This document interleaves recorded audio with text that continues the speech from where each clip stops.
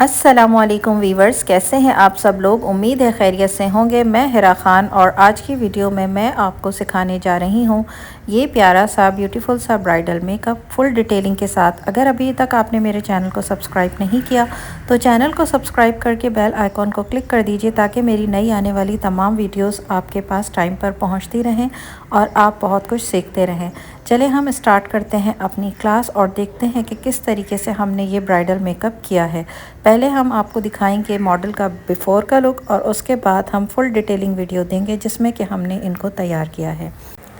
ये है मेरी मॉडल का बिफ़ोर का लुक और अब हम स्टार्ट करेंगे इनका मेकअप और देखते हैं कि कैसे हमने इनका लुक चेंज किया।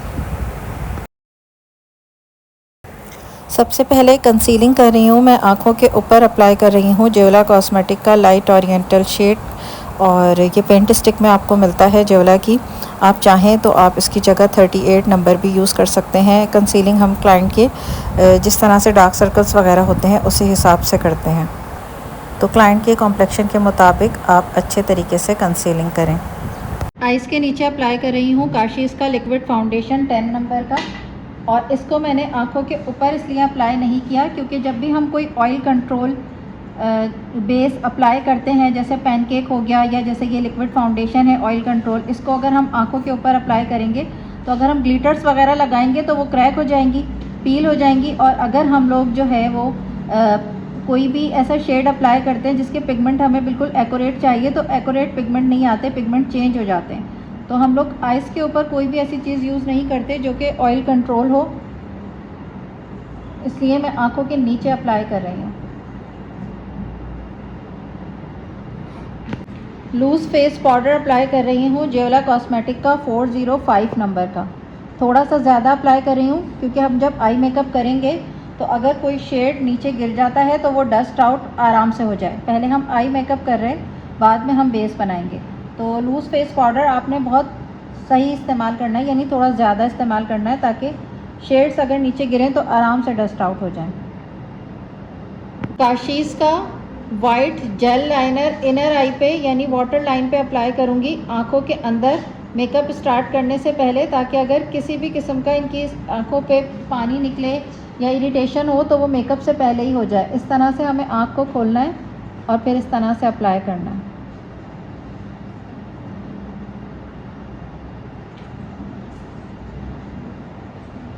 क्योंकि अक्सर लोगों को आँखों में पानी निकलता ही है, अगर आदत नहीं होती आँखों के इतना करीब काम कोई भी वर्क करवाने की तो पानी निकलता ही है। तो हम मेकअप स्टार्ट करने से पहले ही इस तरह से लगा देंगे, ठीक है।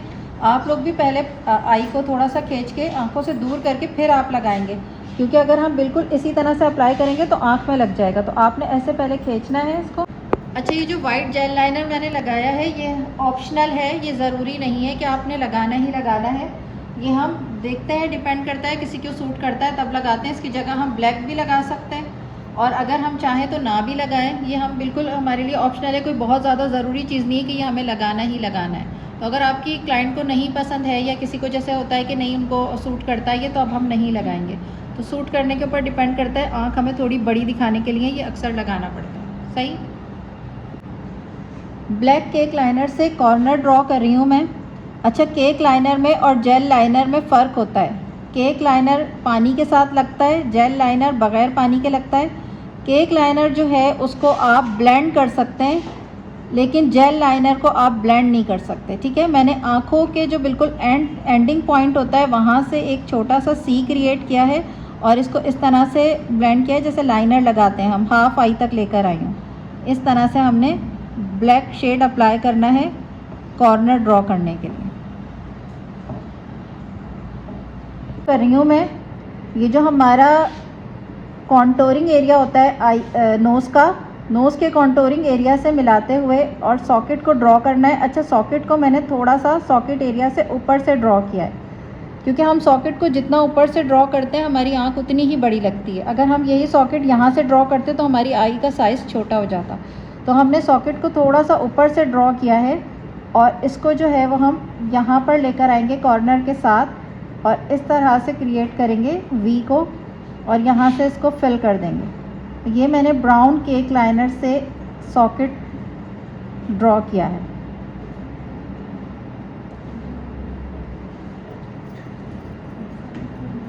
नोज़ कॉन्टोरिंग एरिया से इसकी लाइन ली है। सॉकेट ड्रॉ करने के बाद मैं रेड कलर का केक लाइनर लगा रही हूँ, सिर्फ जहाँ तक हमने ब्लैक कॉर्नर लगाया है वहाँ तक। ये रेड केक लाइनर जो मैं अप्लाई कर रही हूँ ये बिल्कुल ऑप्शनल है। अगर ड्रेस में रेड कलर आ रहा होगा और हमें मैचिंग शेड चाहिए होगा तब हम इसको यूज़ करेंगे, वरना हम रेड कलर को स्किप कर देंगे, रेड कलर नहीं लगाएंगे। ज़्यादा ज़रूरी ये 2 शेड्स होते हैं। और अगर किसी को मैचिंग शेड पसंद है, वो चाहते हैं कि उनकी ड्रेस में रेड कलर आ रहा है तो उनकी आई मेकअप भी मैच करे, तब हम ये रेड शेड अप्लाई करेंगे।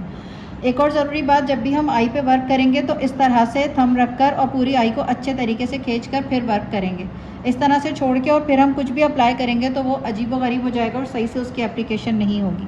तो आपने इस तरह से पहले आई को अच्छे से खींचना है, ना ही तो आपने यूँ खींचना है, ना ही यूँ खींचना है, ना ही यूँ। आपने पूरा अच्छे से थंब को ऊपर रख के फिर खींच के और फिर आपने अप्लाई करना है। ये शेड मैंने अप्लाई कर दी है ताकि आप लोगों को अच्छे से समझ आ जाए कि मैंने कहाँ पर कौन सा शेड लगाया है। अब हम ब्लेंडिंग करेंगे। ब्लेंडिंग हम स्टार्ट करेंगे सबसे पहले लाइटर शेड से, उसके बाद उससे लाइटर और सबसे आखिर में डार्कर शेड।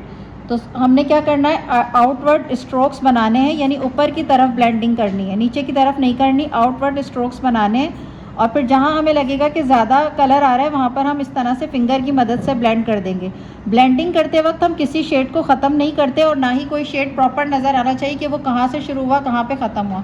ब्लेंडिंग का मकसद सिर्फ यही है कि आप जब ब्लेंड कर दें आई शेडो को तो पता ना चले कि ब्लैक कहाँ से शुरू हो रहा है और कहाँ पे ख़त्म हो रहा है, ब्राउन कहाँ पे ख़त्म हो रहा है, यानी इनका जो बॉर्डर लाइन है वो मिक्स हो जाए। ठीक है, अच्छे से आपने ब्लेंडिंग करनी है, कलर को ख़त्म भी नहीं करना और कलर के शेड अपनी जगह नज़र आना चाहिए और कहाँ पर वो कलर किस कलर के साथ मिल रहा है ये नहीं पता चलना चाहिए।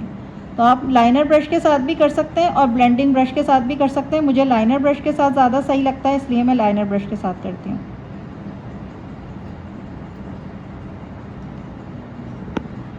ब्राउन को ब्लेंड करेंगे, सिर्फ बॉर्डर लाइन को, सही है, मिक्सिंग के साथ।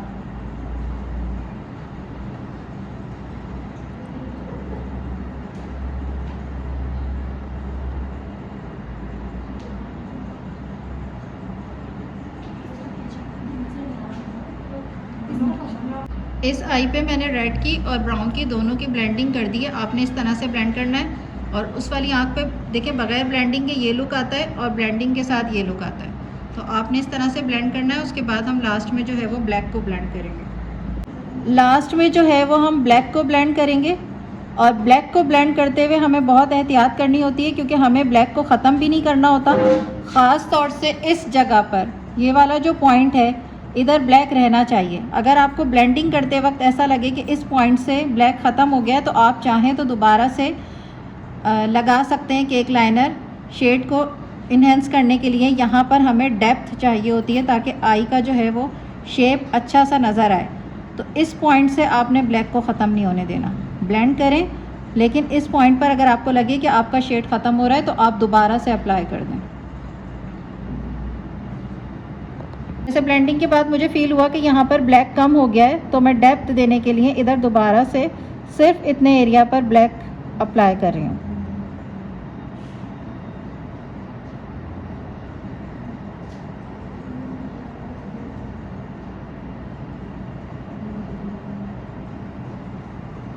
डालिए और अब जो है हम पाउडर फॉर्म में आई मेकअप करेंगे। जहाँ पर जो शेड अप्लाई किया हुआ है वही पाउडर फॉर्म में लगाएंगे। मैट ब्राउन कलर यूज़ कर रही हूँ मैं सॉकेट पर।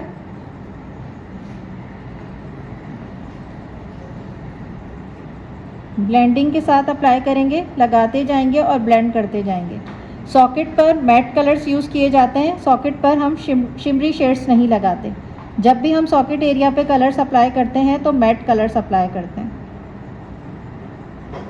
कलर लेना है हमें रेड में और जहाँ पर हमने रेड अप्लाई किया है वहाँ पर अप्लाई करना है और साथ साथ ब्लेंड करना है। एहतियात के साथ लगाना है, बहुत ज़्यादा नहीं लगाना, हल्का लगाना है। इस काम की आपने अच्छे से प्रैक्टिस करनी है ताकि गड़बड़ ना हो, क्योंकि इन एरियाज़ पे गड़बड़ थोड़ी सी भी होती है तो नुमाया नज़र आती है। तो आपने बिल्कुल हल्के हाथ से ब्रश चलाना है। मैट आई शेडो उठाया है मैंने ब्लैक कलर का और ब्लैक शेड अप्लाई कर रही हूँ जहाँ पर मैंने ब्लैक लगाया वहीं पर। और दोबारा आप लोगों को बता दूँ कि आपने ब्रश में कम कलर लेना है हमेशा, बहुत ज़्यादा शेड नहीं भरना, कम कलर लेके और फिर आपने इसको अप्लाई करके फिर ब्रश को बार बार साफ़ करके और फिर ब्लेंड करना है। जब आप ब्लेंडिंग कर रहे हो तो आपका ब्रश बिल्कुल नीट होना चाहिए, उसमें कोई कलर के पिगमेंट नहीं होने चाहिए। उनकी ड्रेस में गोल्डन आ रहा है तो हम गोल्डन इंटरफेरेंस शेड लगा रहे हैं। अगर सिल्वर आ रहा होता तो हम सिल्वर लगाते, ठीक है। लिड एरिया पर अप्लाई कर रही हूँ प्रॉपर, बस 2 ही कलर इसमें से अप्लाई करते हैं ज़्यादातर। अगर ड्रेस में और कलर आ रहे होते हैं तो वो ऑप्शन अलग हो जाता है, लेकिन जो आज मैं सिखा रही हूँ इसमें आपने या तो सिल्वर लगाना है या फिर गोल्डन लगाना है। इनर कॉर्नर को छोड़ के लगा रही हूँ मैं, ठीक है।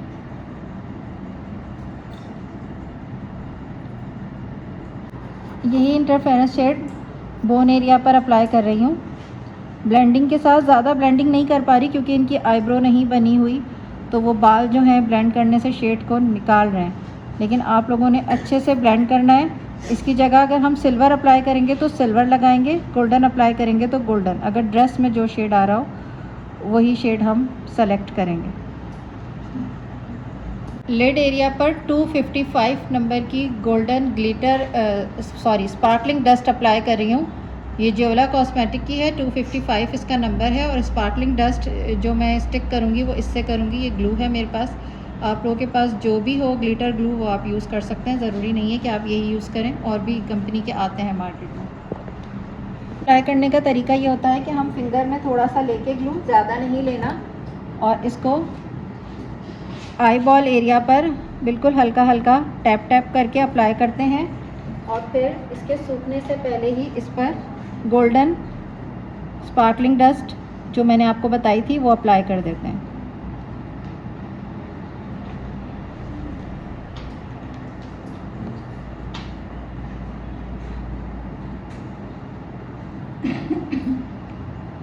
ग्लिटरी लुक पसंद होता है ग्लैमर मेकअप में जैसे हम लोग देते हैं, तो आपने इसके ऊपर हल्का सा ग्लू अप्लाई करके ये मोटा वाला जो ग्लिटर होता है या आपने सिर्फ आई बॉल एरिया पे अप्लाई करना है, आई बॉल से आगे नहीं जाना।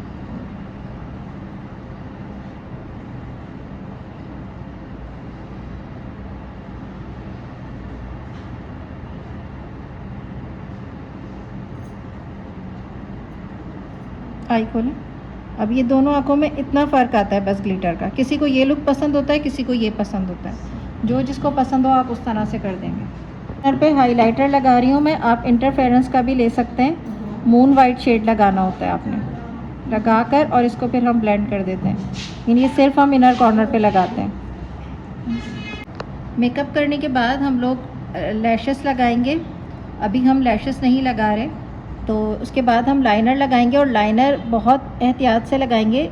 इनर कॉर्नर से हम बिल्कुल बारीक लेकर आएंगे, और जैसे जैसे वो आउटर कॉर्नर की तरफ जाएगा हमारा लाइनर, वैसे वैसे थोड़ा मोटा हो जाएगा।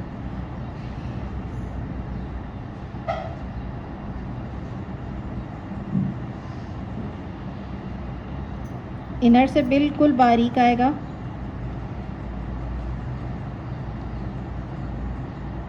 आउटर की तरफ जाएगा तो मोटा होता जाएगा, और जैसे ही बिल्कुल एंड में आएगा तो थोड़ा ज़्यादा मोटा हो जाएगा। लाइनर अप्लाई करने के बाद हम लोग मस्कारा अप्लाई करेंगे।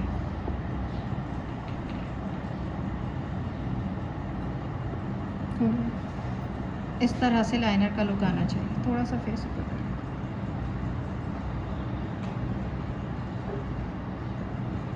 अप्लाई करेंगे लाइनर लगाने के बाद डबल कोट भी लगा सकते हैं आप मस्कारे का, अगर आपको ज़्यादा हैवी आईलैशेस चाहिए। पहले एक कोट लगाएं, उसको ड्राई करने के बाद दोबारा दूसरा कोट लगाएं, तो फिर अच्छा वॉल्यूम आ जाता है आईलैशेस में। काशीज़ का लिक्विड फाउंडेशन अप्लाई करूँगी पूरे फेस के ऊपर, और सबसे पहले हम डस्टिंग कर लेंगे। अगर हमें लगेगा कि हमें नीट करने की ज़रूरत है तो नीट कर लेंगे, उसके बाद हम इसको अप्लाई करेंगे। ओवरऑल पूरे फेस पे अप्लाई करूँगी। पहले जो है वो मैं डॉट्स लगाऊंगी इसके फेस पर, और उसके बाद उसको ब्लेंड करूँगी। अच्छा, कुछ लोग ये कहते हैं कि हैवी बेस बन जाता है, कुछ लोग कहते हैं कि बहुत ज़्यादा हैवी हमें नहीं चाहिए। हैवी कितना बनाना है ये हमारे ऊपर डिपेंड करता है। हम एप्लीकेशन जितनी ज़्यादा करते हैं उतना ज़्यादा बेस हैवी बनता है। अगर आप कम एप्लीकेशन करेंगे और आपके फेस पर ज़रूरत नहीं है ज़्यादा लगाने की तो आप लोग ज़्यादा ना लगाएं। डॉट्स लगा रही हूँ, डॉट्स लगाकर मैं इसको ब्लेंड करूँगी। ब्यूटी ब्लेंडर को मैंने गीला किया है, इसमें पानी नहीं है, सही है। ये गीला ज़रूर है इसलिए कि गीला करके मैंने इसको सॉफ्ट किया है, लेकिन मैं इसको कितना भी दबा रही हूँ इसमें पानी नहीं निकल रहा। उसके बाद इस तरह से इसको ब्लेंड कर दूँगी।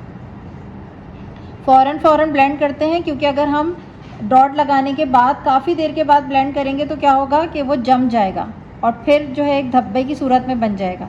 अगर आप कम डॉट लगा के गीले ब्यूटी ब्लेंडर के साथ फ़ौरन ब्लेंड करेंगे तो इसकी एप्लीकेशन बहुत हैवी बेस वाली नहीं बनेगी। अगर किसी को चाहिए हो तब आप हैवी बेस बनाएं, अगर किसी के फेस पर नीड नहीं है ज़्यादा बेस अप्लाई करने की तो आप एप्लीकेशन बहुत ज़्यादा ना करें। फेस की कॉन्टोरिंग करेंगे, नोज़ कॉन्टोरिंग करेंगे। पहले 2 लाइनें बना रही हूँ आईब्रो के स्टार्टिंग एरिया से और उसको नीचे तक लेके जा रही हूँ क्योंकि इनकी नोज़ जो है वो थोड़ी छोटी है तो हम उसको नॉर्मल बनाएंगे। अगर किसी की नोज़ लंबी होती है तो हम सॉकेट एरिया से कॉन्टोरिंग स्टार्ट करते हैं और किसी की नोज़ अगर बहुत ज़्यादा छोटी होती है तब हम यहाँ से स्टार्ट करते हैं, ठीक है। अगर यहाँ से स्टार्ट करेंगे तो नोज़ जो है वो छोटी लगेगी, यहाँ से स्टार्ट करेंगे तो लंबी लगेगी। और अगर हम आईब्रो से स्टार्ट करते हैं तो जैसे नॉर्मल जिनकी नोज़ होती है उनकी कॉन्टोरिंग आईब्रो के स्टार्ट से परफेक्ट रहती है। 2 लाइंस बना के और उसके बाद हम यहाँ से ब्लेंड कर देंगे क्योंकि ये एरिया इनका बहुत फ्लफ़ी है तो उसको कम दिखाने के लिए हम यहाँ से ऐसे ब्लेंडिंग दे देंगे। डबल चिन एरिया जो हमारा होता है, चिन को इस तरह से कॉन्टोर करते हैं।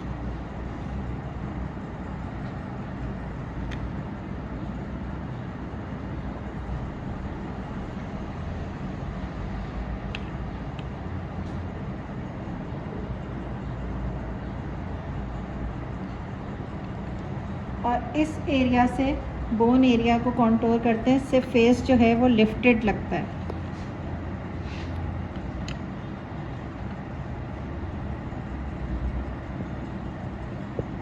है कॉन्टोरिंग के बाद कॉन्टोरिंग को ब्लेंड करना भी ज़रूरी है और ब्लेंडिंग के लिए हम लूज़ फेस पाउडर अप्लाई करेंगे ओवरऑल पूरे फेस पर। इससे क्या होगा, हमारी कॉन्टोरिंग ब्लेंड हो जाएगी और हमारा बेस जो है वो बिल्कुल मैट फिनिश हो जाएगा। लूज़ फेस पाउडर 405 नंबर का यूज़ कर रही हूँ, जेवला कॉस्मेटिक का।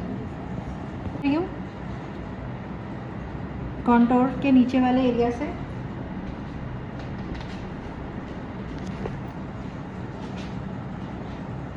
क्योंकि इनकी चिकबोन बहुत उठी हुई है, अगर मैं यहाँ से कॉन्टोरिंग करूँगी तो और ज़्यादा इनकी चिकबोन इन्हेंस हो जाएगी, तो इसलिए मैंने ऊपर से कॉन्टोरिंग दे के चिकबोन को थोड़ा सा कम किया है। आ रही हूँ पीच शेड में।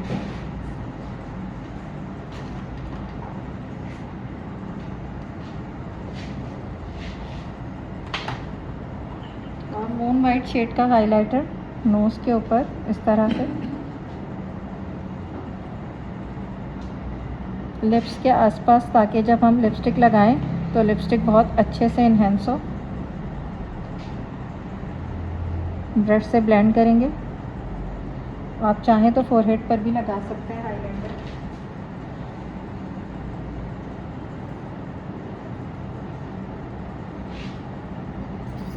आईब्रो ड्रॉ करने से पहले, आईब्रो बनाने से पहले हम डस्टिंग कर लेंगे क्योंकि जब हम मेकअप करते हैं तो face shiner, loose face powder वो सब हमारी आईब्रोज में आके जम जाता है। तो हम इस तरह से आईब्रो डस्टिंग ब्रश से पहले इसको डस्ट करेंगे, आईब्रो सेटिंग ब्रश से। उसके बाद फिर हम आईब्रो को ड्रॉ करेंगे।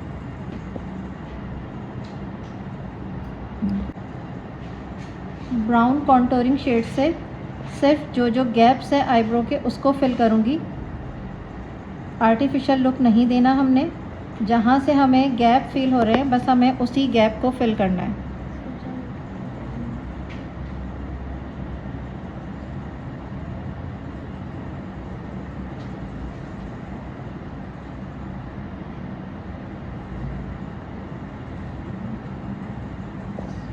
आईब्रो ड्रॉ कर दिए मैंने। ब्राउन आई शेडो से मैट कलर आप ले सकते हैं, कॉन्टोरिंग शेड भी ले सकते हैं। इससे नेचुरल लुक आता है, बहुत ज़्यादा वैसा लुक नहीं आता आर्टिफिशियल। और इसके बाद हम लोग लिपस्टिक अप्लाई करेंगे। लिपस्टिक अप्लाई करने के बाद आप लोगों को जो है वो फाइनल लुक दिखाएंगे। तो वीवर्स, ये है हमारी मॉडल का फ़ाइनल लुक, और आप देखें और बताएं कि आपको कैसा लगा। अगर वीडियो पसंद आई हो तो लाइक, शेयर एंड कमेंट ज़रूर कीजिएगा। इंशाअल्लाह ताला फिर हाज़िर होंगी मैं किसी अच्छी सी मालूमाती वीडियो के साथ। तब तक के लिए हिरा खान को इजाज़त दीजिए। अल्लाह हाफ़िज़। स्टूडेंट, आज की मेकअप की क्लास कैसी लगी आप सब लोगों को?